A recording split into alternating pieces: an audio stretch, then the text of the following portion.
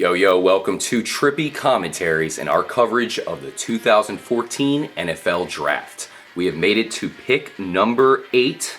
The Minnesota Vikings are on the board.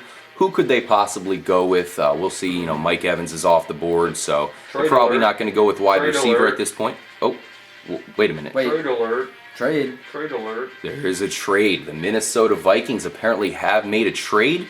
We'll see who they trade with. We see on the screen it says they've made a trade, but we're not sure who they actually traded with. I am RJ here with Kyle. What's going on?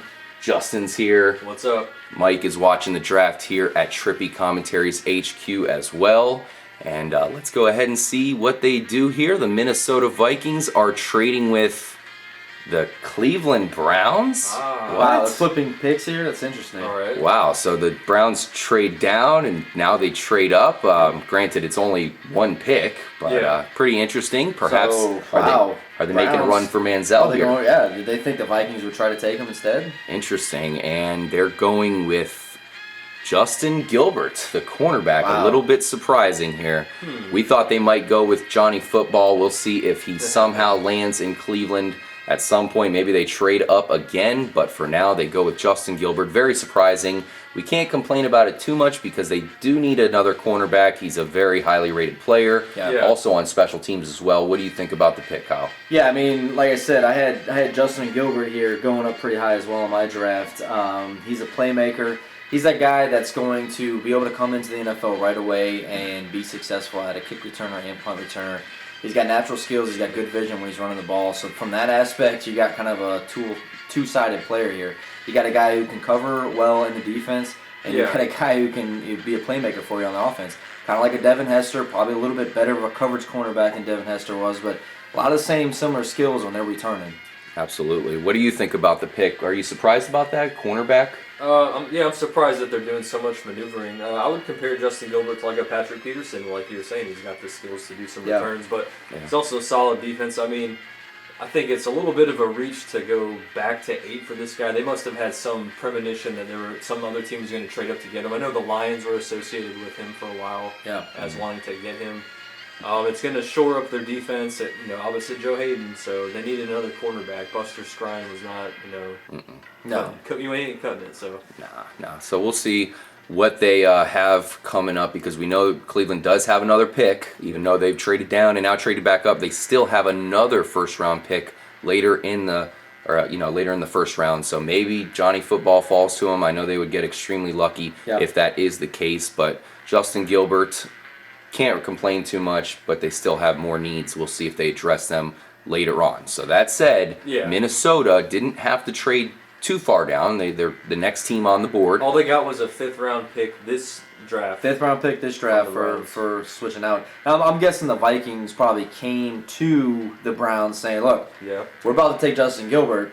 What can you offer us? Because we know you want him. Or maybe another team was coming to the Browns, and the Browns said, "Hey, we got Team B coming to us." The Lions could have been putting an offer in and say, "All right, what do they give me? 6th round pick? All right, we got 5th round pick. Here you go." Which normally a 5th round would be nothing to really talk about, but in this draft, there's going to be some good talent remaining there, even in the 5th round, especially at wide receiver and a couple other positions. A lot of depth when you get to the 5th round. Depth players, you guys are going to come in. Probably won't start for you, but are there if you need it. Yeah. Mm-hmm.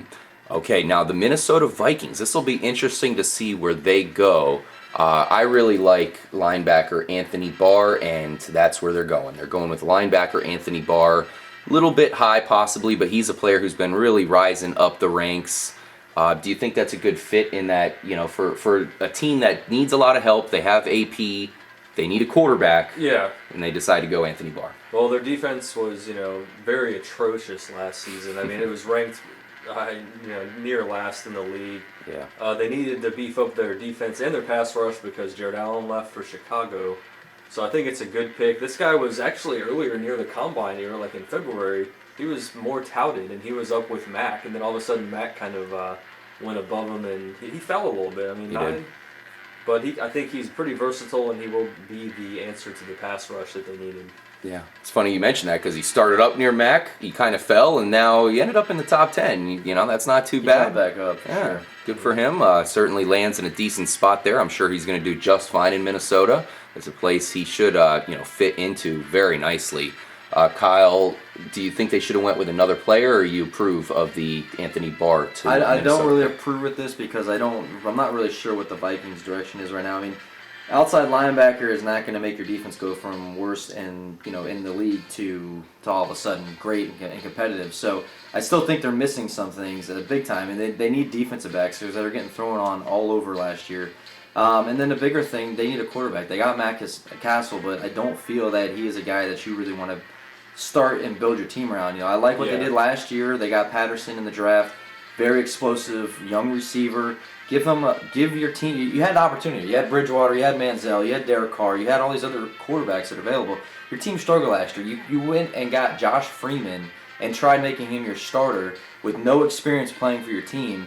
That's how desperate you were for a quarterback last year. You passed up a lot of good quarterbacks, and I don't think they're going to have a chance unless they trade back up to get a quarterback here. So I'm guessing they're thinking Matt Castle, who hasn't proven anything to us ever, is going to do something all of a sudden for them. You never know, though. I mean, we got to say, there's a chance Derek Carr falls to him in the second round. The only problem with that is the Bucs pick above them in that second round, so they could sneak up in there and steal it. But then again, you have a guy like Teddy Bridgewater who could also fall. So we don't want to scold him too much. Right, someone will fall to them, and Norv Turner, now the offensive coordinator there, and he's a kind of a quarterback guru. He wants to bring someone in, but I don't think they were willing to pass up on someone like Barr. Yeah. And we've seen Matt Castle be productive in the past. I don't think we are really counting on it this year, but we've seen it. Let's move on to the final pick we're going to get to here in this installment, where we'll tackle the Detroit Lions. Now, I thought they should go defense. I heard a lot of their fan base, of course, commenting on our videos that, hey guys, we do need defense, but we really need to help our guy Calvin out. That's all we care about. We just want to help Calvin out. So it makes sense, and sure enough, that's what they do. Not with a wide receiver, Kyle. They get the best tight end off the board, a guy a lot of people are high on, Eric Ebron out of North Carolina. Yeah. Well, I mean, I think they wanted Justin Gilbert. We heard a lot of earlier talk. They really wanted him. I feel he was probably first on their board. He went, so they're kind of heartbroken. And they're thinking, look, we need another weapon on offense. This guy is touted to be another Jimmy Graham-like player. He's going to go up and get the ball. There's some talk about how, what his mindset is, if he's a guy who's going to actually be able to block and catch the ball downfield. Is he willing to sacrifice his body to go over the middle? There's been some talk in his previous years at North Carolina that he's kind of a selfish type player. Really? Is he going to fit in the Lions system with Calvin Johnson having to share the ball? He's always been complaining about not getting the ball enough. He's been very vocal about that at North Carolina. Yeah. He's going to have to be able to adjust that because you have the number one wide receiver lining up next to you. I think it's a good pick because I feel he probably would have went to the Giants if the Lions didn't pick him. So I do feel they felt, he's not going to fall to him in another round. So definitely get on this guy. They needed a slot receiver, but hey, get a tight end. Why not? Why not? Just as good. Possibly a two tight end format here a lot of time with Brandon Pettigrew, so we'll see what becomes of that. Yeah. And that's a really good player. What do you think about the pick, Jay? As far as, tripping over his ego and wanting the ball more, I think the new coach there, Jim Caldwell, he comes from that Tony Dungy coaching tree. He's going to be able to calm him down, keep him more as a team player. That's what you got to be in an NFL. You can't come in being a diva and wanting touches when you're a rookie. Come on. Mike, I know you were high on Eric Ebron coming into the draft. He lands in Detroit. You got Calvin Johnson, Matthew Stafford, of course, Reggie Bush and Joyke Bell are both great out of the backfield catching it. So do you think that's going to be good for his value? Yeah, I think it's a great weapon for Stafford, along with Calvin Johnson there, and I think it's going to be a nice addition to the team. Yeah, it shouldn't take too much to get him some productivity here. I think he'll be just fine. No, they're officially stacked, dude. Yeah. On offense, if they weren't before, they're officially stacked. But I thought their offense was fine last year. It was. They put up a lot of points. Their problem was their defense. They had an opportunity here to get another good cornerback. A lot of Lions fans wanted Denard. I felt he was maybe one of the better. You still had Fuller available. You still had a lot of cornerbacks available here that you could have taken in this spot, and it's kind of weird for me.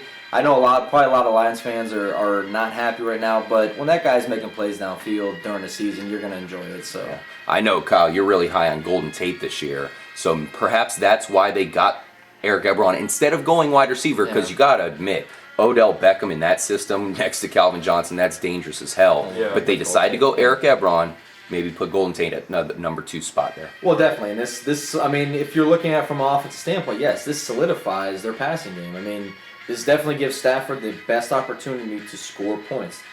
Hopefully their defense can stop that. And I think we're seeing more and more that you gotta have a strong defense in order to win Super Bowls. Thank you guys for joining us in this episode for our instant reactions on the 2014 NFL Football Draft. Make sure to stay tuned because the next episode we'll be looking at the Tennessee Titans pick.